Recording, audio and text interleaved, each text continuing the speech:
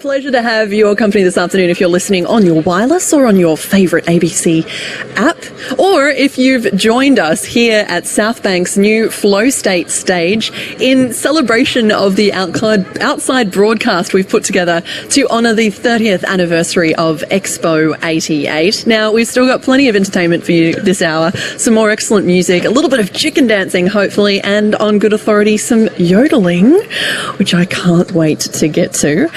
But right now, I want you to meet a couple of people who, first off, were instrumental in bringing about Expo and then also preserving the legacy that has been Expo 88. Lady Jane Edwards, good afternoon. Hello, Catherine. How are you? I am very well. And Lord Mayor Graham Quirk, good afternoon. Kat. Lovely to see you. Lovely to see you both here this afternoon. Now, Lady Jane, if I begin with you, you started working as a journalist. You've been working for over a decade. And then you were given the reins of all of the communications for World Expo 88 in Brisbane, a time when there were many women in positions like that, I'm sure. Well, not really. So when I began at Expo 88, I think it was January 1984, it was just me and a secretary, and nobody had any idea what an expo was. So my job was really to sell the sizzle while the engineers and everybody else put the steak together. And I think the really big task was to convince people that Brisbane could do it. And our biggest critics, I think, were the media in Sydney and Melbourne. So we spent a lot of time down there winning the hearts and minds of the doubters. And in the end, it went on to be a great success. What was the sizzle? How did you convince them? What was the line? Well, it was difficult to make a theme like leisure in the age of technology sexy, to be honest with you. We had our work cut out for us. But I think the magic of the whole thing was that everybody had a job to do. So we involved many community organisations. We brought journalists in from around the world. My division ran 300 press conferences. I personally wrote, I think, 5,000 speeches. Oh, goodness. That's a lot, isn't it? Lord Mayor Graham Quirk's nodding in appreciation a bit of cutting what and that's pasting, like. maybe. But at the end of the day, I think we built enough enthusiasm to get people to come, and then the site itself took over. Absolutely. Now, in all seriousness, what was it like being the only woman on the board for World Expo 88? Well, it was a different time for women in Australia and at work. And I was very lucky because I had worked as a journalist, and that's a pretty egalitarian sort of profession. And I had some wonderful mentors. But Barbara Absalon, who was the entertainment director, and I were not really allowed to go to the meetings.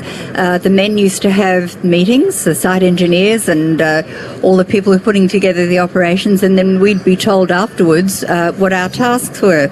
So we both lobbied Lou Edwards, then my boss, now my husband, and eventually we wore them down and took our rightful place at the board. How is Sir Lou, by the way? I mean, he was chair and CEO of the 1988 World Expo, but also an instrumental player in the game. How do you think he would feel on a day like today? He's a most wonderful man. He and I have been married since just after Expo, and it's been one of the great joys, obviously, of my life. He's wonderful. I often say to people, being married to Lou is like Expo every day. Excellent. He's very positive and happy and, heading towards 83, so not out and about as much as he used to be.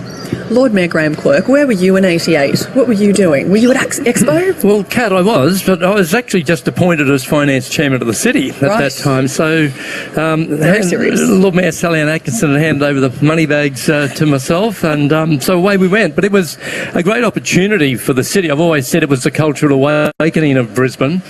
But from a planning perspective, it's a fascinating story because, before the site was cleared. I mean, this was a pretty rough part of town. Well, I mean, if you wanted to get in on Blue on a Friday night, this was the place to come. I mean, the pubs were pretty damn rough, and so to have that whole site cleared, to then be able to reimagine post-Expo also gave a terrific opportunity for placemaking in the city.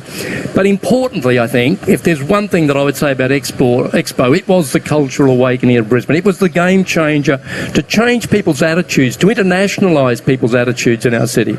Now, you've been hard at work making sure that the memory and the legacy of Expo lives on in terms of artefacts, and so generally speaking, making sure that we continue to be, I say, a world city.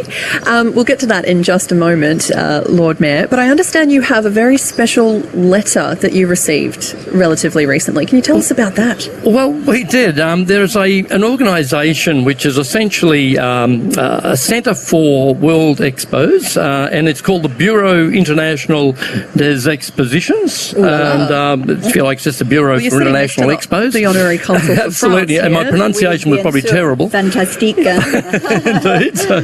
So I've got to be very careful with French when you see beside the honorary consul here. But look, I think the important thing with this is that they recognise that we had taken some special steps to acknowledge our 30th anniversary, some permanent steps by way of the expanding of an Expo trail, making sure that we relive some of those wonderful sculptures that were around during that time, and in particular the human factor was a big one. It was a series of figurines, essentially, which collectively were just called the human factor. They didn't have individual names, but we've nicknamed a lot of them along the way. So this letter is the first, official recognition, really, from the BIE of the wonderful work that was done here in Brisbane by you, Lady Jane, and many other people? Well, many other people, yeah, exactly. And look, Lady Jane, I just recall at the time a number of public events that Salou had to undertake, and Jane would have been absolutely had her work cut out for undertaking the speech-making behind that. But I do want to acknowledge also people like Peter Racy and others that have been that constant burning fire in the background, and they have also been constant researchers. Come on, Lord Mayor, what about this, what about that? Finding where a lot of these old figurines and other sculptures are. And that's been a lot of detailed investigative work in locating. And then, of course, our job is to re-establish where we can. A big nod to Peter Racy, who's been an instrumental part of this Outside broadcast, who declined to be interviewed today because he wanted to share the spotlight with everybody else. But thank you, Peter. Has been hard at work putting together the heritage trails and keeping the spirit of Expo 88 alive. Now, how are we going with everything, Lord Mayor? Your council invested nearly $500,000 in preservation. What's the latest? Yeah, well, I mean, the latest installation, we had recently a couple called the butterfly catchers, which have been placed just beside one of the waterways in the Botanic Gardens at Mount Cootha. So, but there is a whole range of different ones that we're establishing. The jugglers are up. We've got the trapeze artists up. There's continuing to be new installations, and it's a long way to go. I think the beauty of this is that it's not going to stop in Expo year. What has happened here is that there is a fire has been lit, and the expenditure around reliving some of these sculpture works will continue beyond the 30th year of Expo. Lady Jane Edwards, before I let you go, if I could ask you what your favourite or your lasting memory of Expo 88 was, what would it be?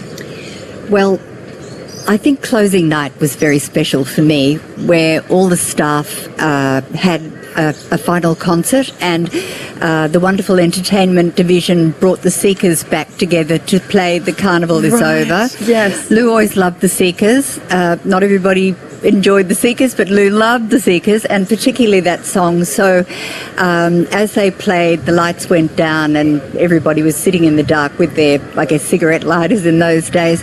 And it was very, very poignant because people had worked so hard for 4 years to bring it together. And for me, that was magic. If I could just take one more. Delightfully, we could not get people to leave the German beer hall because they wanted one last chicken dance. So in the end, the desperate Papa band led them out through the gates and over the bridge into the city, and we've never seen them again. So that was my last memory. Wonderful. Well, we are going to try and recreate the chicken dance a little later this hour. It is coming up to 3:30. It's just gone 3:20 this afternoon. You are on ABC Radio Brisbane.